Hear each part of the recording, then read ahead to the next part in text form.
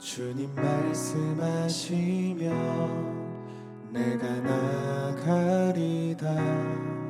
주님 뜻이 아니면 내가 멈춰서리다. 나의 가고 서는 것 주님 뜻에 있으니 오 주님 나를 이끄소서. 주님 말씀하시며 내가 나가리다. 주님 뜻이 아니면 내가 멈춰서리다. 나의 가고 서는 것 주님 뜻에 있으니 오 주님 나를 이끄소서. 뜻하신 그곳에 나 있기 원합니다. 이끄시는 대로 순종하며 살리니 연약한 내 영혼 통하여 일하소서. 주님 나라와 그 뜻을 위하여 오 주님 나를 이끄소서.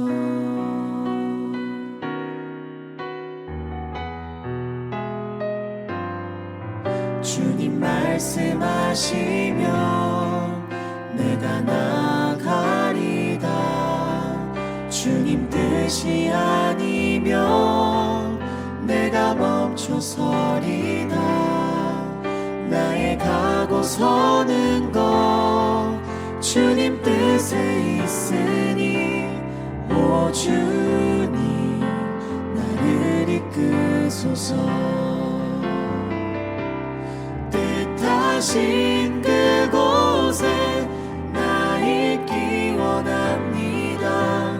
이끄시는 대로 순종하며 살리니 연약한 내 영혼 통하여 일하소서. 주님 나라와 그 뜻을 위하여 뜻하신 그곳에 나 있기 원합니다. 이끄시는 대로 순종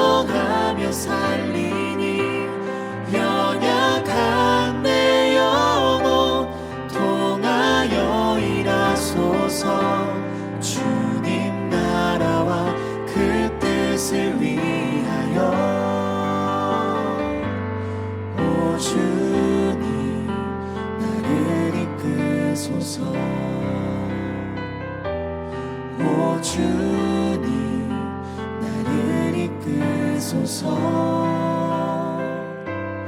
오 주님 나를 이끄소서.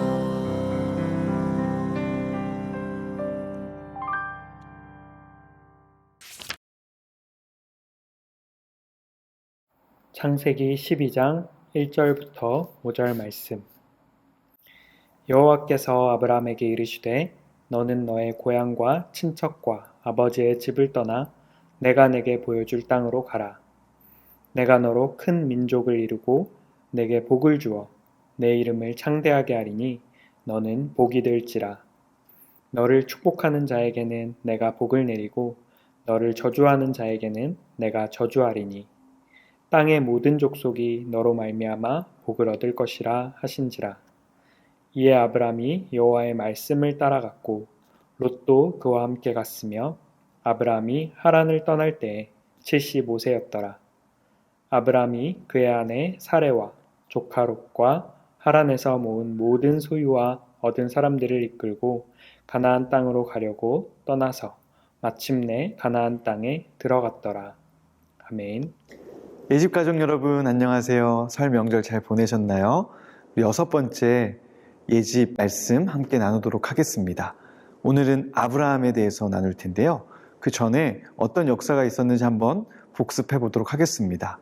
노아의 때에 대홍수가 있었죠. 하나님은 노아의 가족들만 살려주시고 지면에 있는 모든 사람들을 쓸어버리고 심판하셨습니다. 그리고 무지개를 보여주시면서 약속하셨죠. 더 이상 물론은 심판하지 않으시겠다고.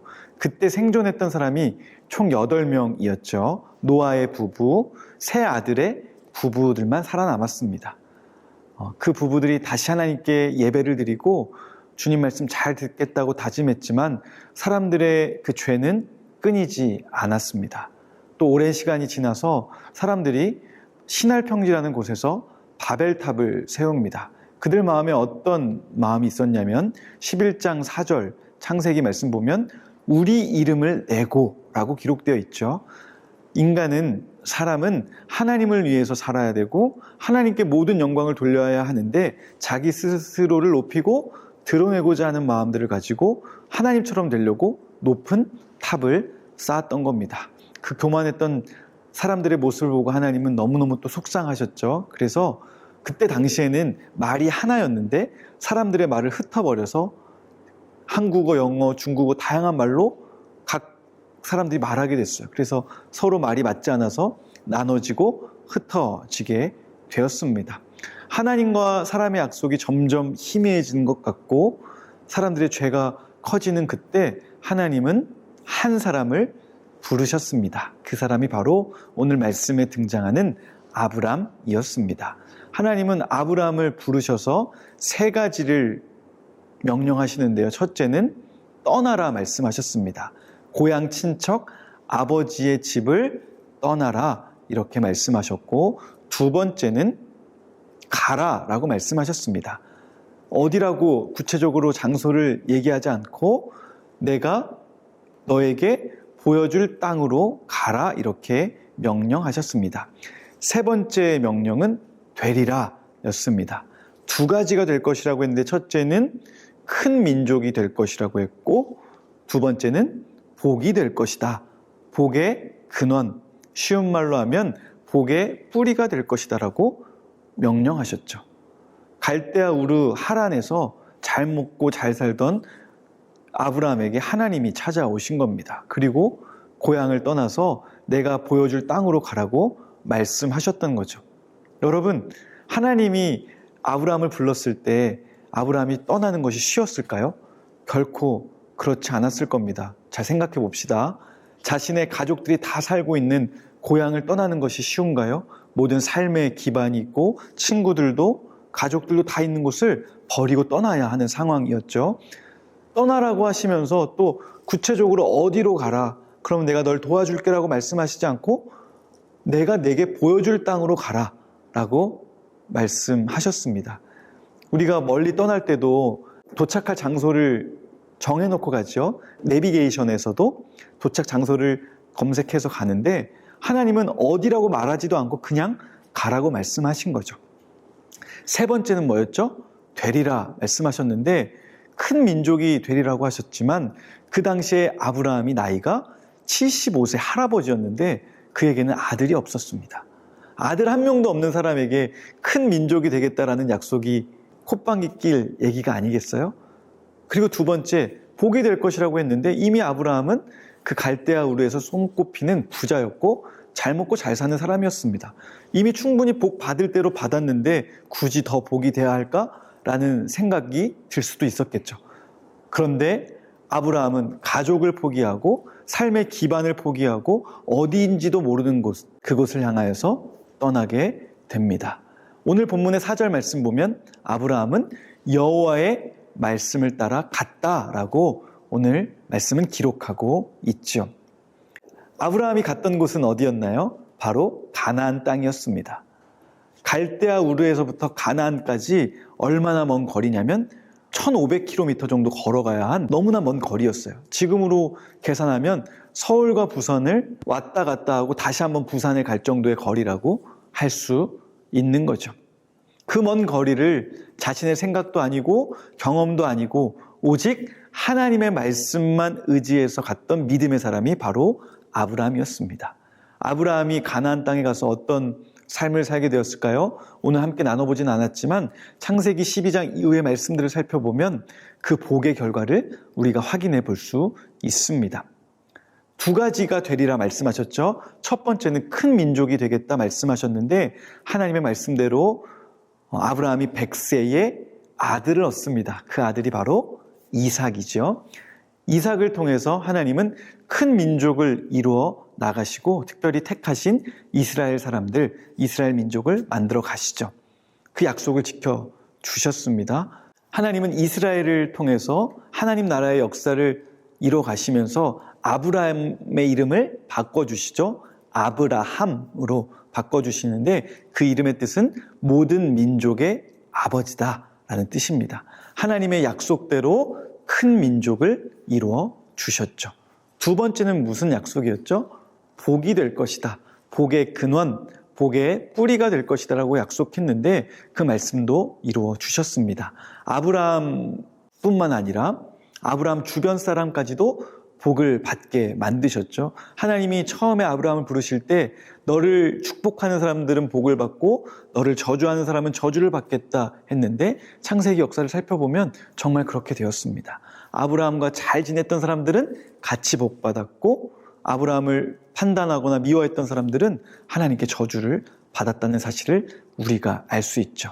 아브라함이 받은 가장 큰 복은 무엇이었을까요? 바로 복의 뿌리가 된 것인데 왜 아브라함이 복의 뿌리가 되었을까? 살펴보면 아브라함의 그 핏줄에서 누가 태어나나요? 바로 온 인류의 참된 복 되신 이유, 예수 그리스도가 태어났기 때문입니다. 사람들의 모든 죄의 문제를 해결하실 구원자 예수님이 다른 사람이 아니라 아브라함의 후손으로 태어난 거죠. 그래서 아브라함은 복의 근원, 믿음의 조상으로 지금까지도 불리고 있는 겁니다. 사랑하는 여러분, 오늘 우리에게 주신 하나님 말씀 기억하면서 우리 가족들도 아브라함처럼 하나님의 말씀에 순종하는 믿음이 있기를 간절히 바랍니다. 내 생각보다 내 경험보다 크신 하나님의 말씀을 믿고 따라갈 수 있는 지혜가 저와 여러분에게 있기를 간절히 바랍니다. 여러분 학교를 갈 때나 또 유치원에 갈 때나 직장에 가실 때 아브라함의 마음을 떠올려 봤으면 좋겠습니다. 고향과 친척과 아버지의 집을 떠나 하나님의 말씀을 순종했던 그 아브라함처럼 하나님 말씀에 오늘 하루도 순종하겠다라는 마음을 가지고 떠나게 되기를 간절히 바랍니다. 우리가 그렇게 아브라함처럼 하나님 말씀에 순종할 때 그 복이 우리에게도 이어질 줄로 믿습니다. 우리들도 잘 되고 우리 가정도 잘 되고 주변의 이웃들까지도 우리 때문에 복받는 그런 인생들 되시기를 간절히 바랍니다.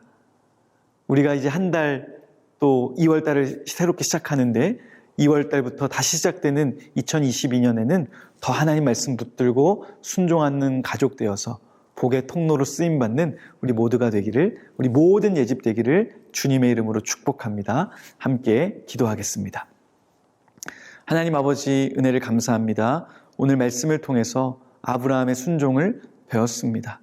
하나님 말씀 순종하여서 고향과 친척, 아버지의 집을 떠나 하나님께서 가르쳐 주신 그곳으로 향했던 아브라함의 발걸음이 우리들의 발걸음 되게 하여 주시옵소서. 내 생각보다, 내 경험보다, 사람들보다 크신 하나님의 말씀을 믿고 따르는 우리 모든 예집 되도록 축복하여 주시옵소서.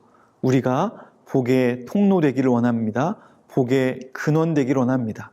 우리 주변의 사람들이 예수 잘 믿는 우리 예집들의 삶을 통해서 구원받는 역사가 넘쳐나도록 은혜 더하여 주시옵소서. 이번 한 주도, 이번 한 달도, 올 한 해도 그렇게 지켜주실 하나님을 기대하며 예수님의 이름으로 기도드립니다. 아멘. 친구들 안녕하세요. 오늘은 전도사님과 함께 에코백 만들기를 해볼 거예요. 준비물은 다음과 같습니다.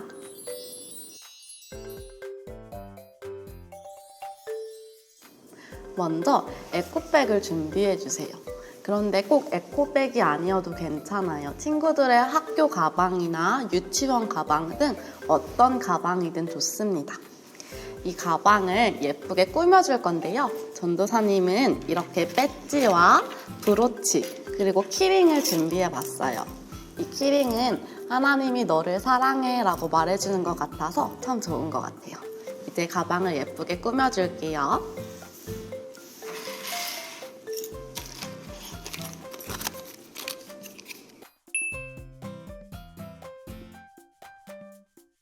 친구들 가방을 이렇게 예쁘게 꾸며주었나요? 그렇다면 이제 아브라함이 길을 떠났을 때 챙겼을 것 같은 물건들을 상상하면서 친구들도 짐을 싸볼까요?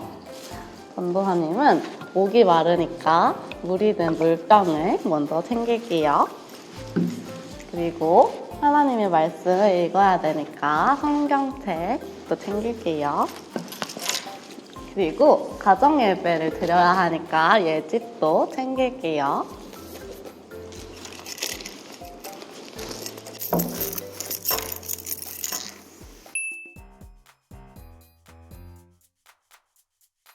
자, 이제 예쁜 종이에다 창세기 12장 1절부터 4절까지의 말씀을 적어줄 건데요. 전도사님은 이렇게 카드 편지지를 준비해봤어요. 마치 하나님이 전도사님한테 편지를 쓰는 것 같은 느낌으로 말씀을 적어보려고 해요.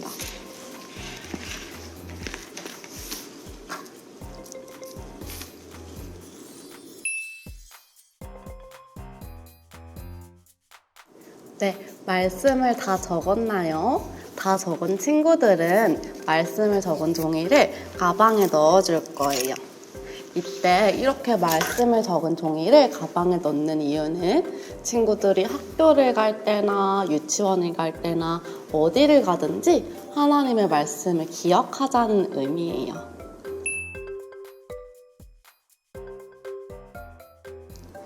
네, 우리 친구들 어디를 가든지 하나님의 말씀을 기억하는 친구들이 되었으면 좋겠어요.